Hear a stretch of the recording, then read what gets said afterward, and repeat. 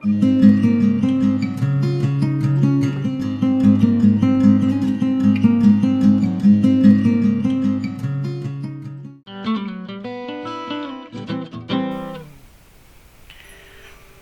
in today's video I am going to be creating some texture on these boards using the encaustic wax, and I am using pan pastels to color all of my wax today. I'm going to do an underpainting here on the panel, then I will apply the wax, I will create some texture, and then add more pan pastels to the top of the wax. So here we go.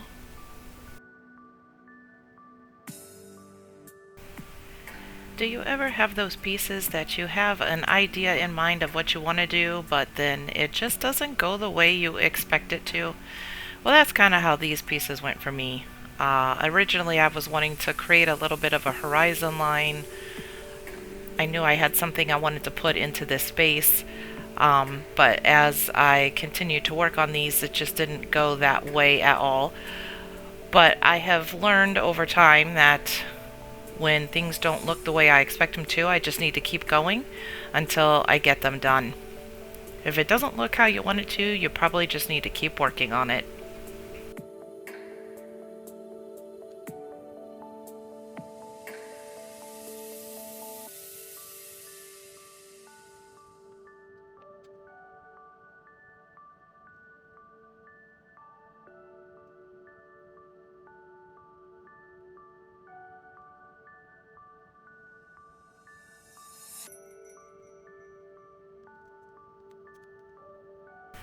I had a small torch that I really liked and it broke, so I went out and replaced it with this one. But I've been having some trouble with this one now, and I start off trying to use it here, but as time goes on it doesn't work very well, so I just resort to going between my heat gun and my large torch.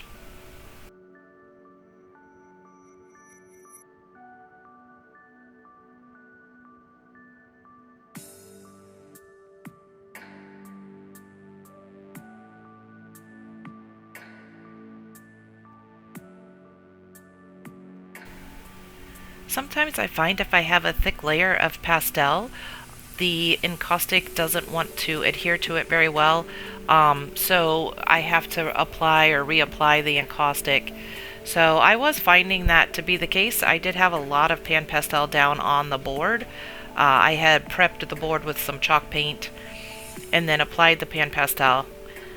Once I got the encaustic thick enough where I wanted it, I went ahead and took a string and laid it on in a random configuration.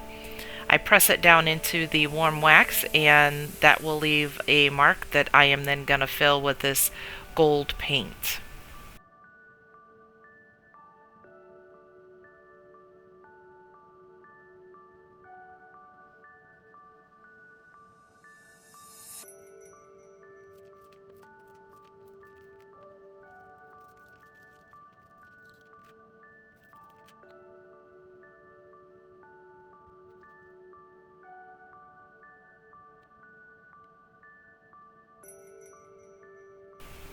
I also have this tool that's used for grouting for people who are laying tile, and I am just pressing that in again, making some more marks to fill in the gold paint with. Was hoping to try to get some gold color into these paintings.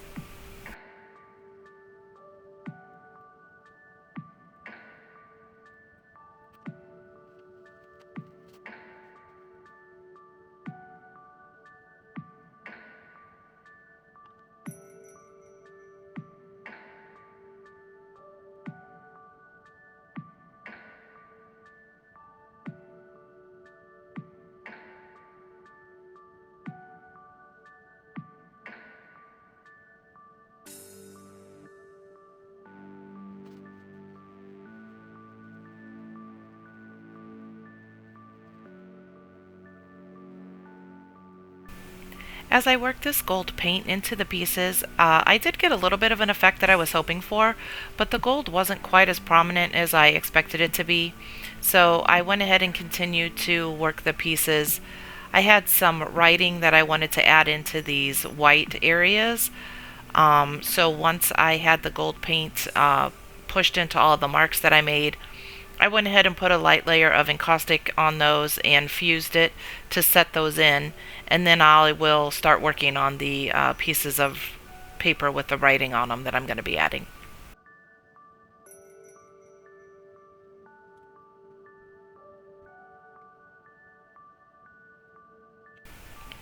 So I printed these words onto some regular copy paper, and I went ahead and tore off the section that I wanted.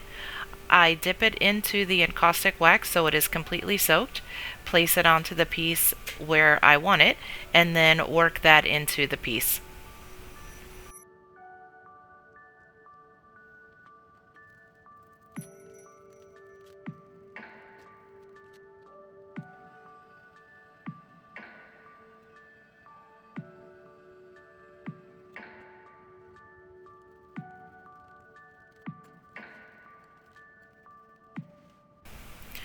Normally, once I burnish my writing or any papers into my encaustic pieces, I usually will put a light layer of encaustic over the top of that and fuse that paper in lightly to secure it into the piece.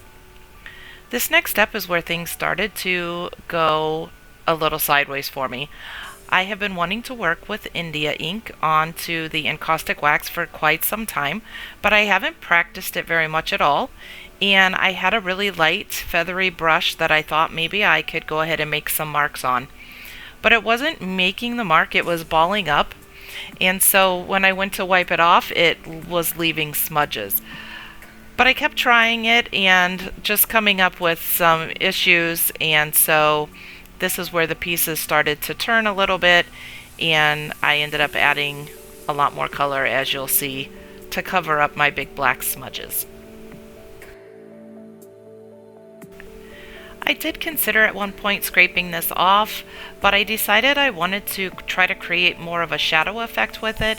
And instead of scraping off the black, I went ahead and started adding more color over the top of it.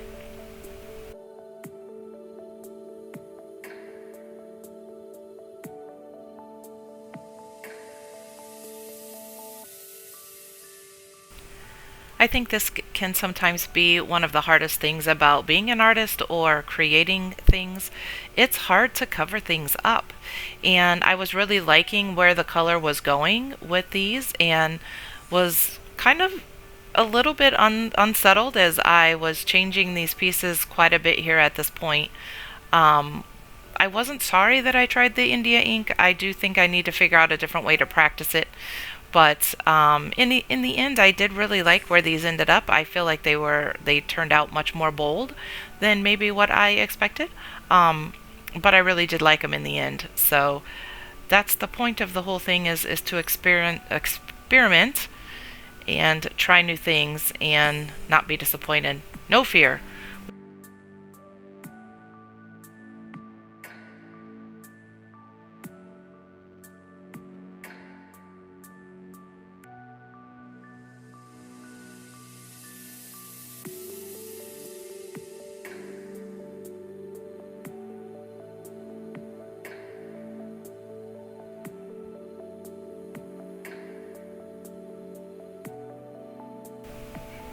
I started adding layer after layer of color, and I also was throwing in a few light touches of encaustic along the way to create more texture. And in the end, although the camera doesn't pick it up super great, I ended up getting some really neat color combinations as the colors blended and played around with each other on the surface of the wax.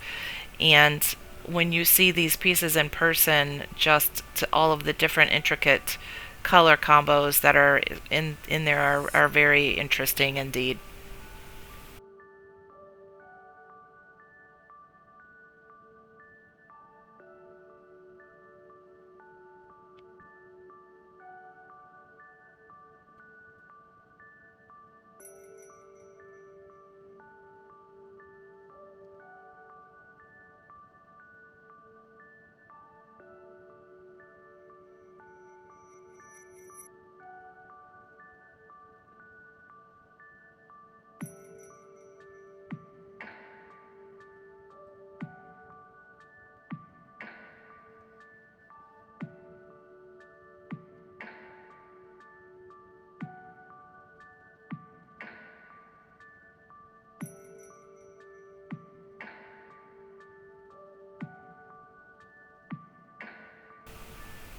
just continuing to build up the colors. Layer after layer, I would put on some colors, I would put on a little more wax texture, add some more colors. Repeated this process over all of the boards here.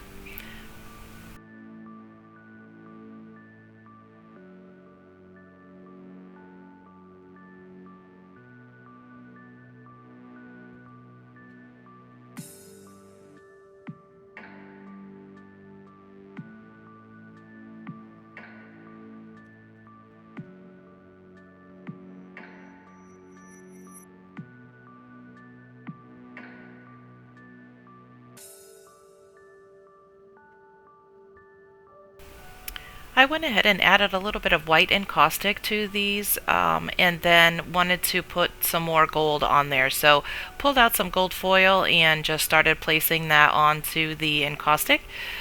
I place it where I want it, and then I give it a light fuse, and that's about all there is to the gold foil.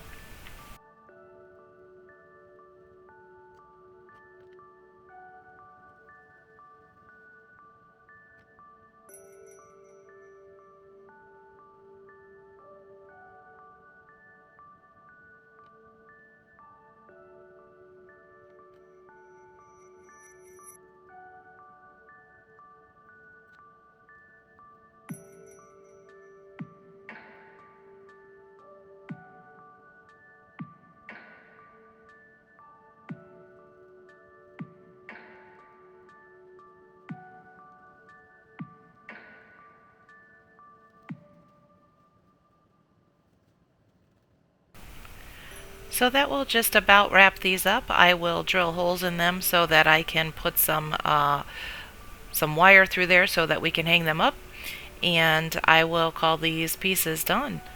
The words I have on there are brave, bold, and beautiful, and I think these pieces turned out to be all three of those things. I hope you stay brave, bold, and beautiful as you continue to create your art. Thank you for joining me today. I hope you enjoyed the process. Subscribe, and I will be bringing you more videos soon.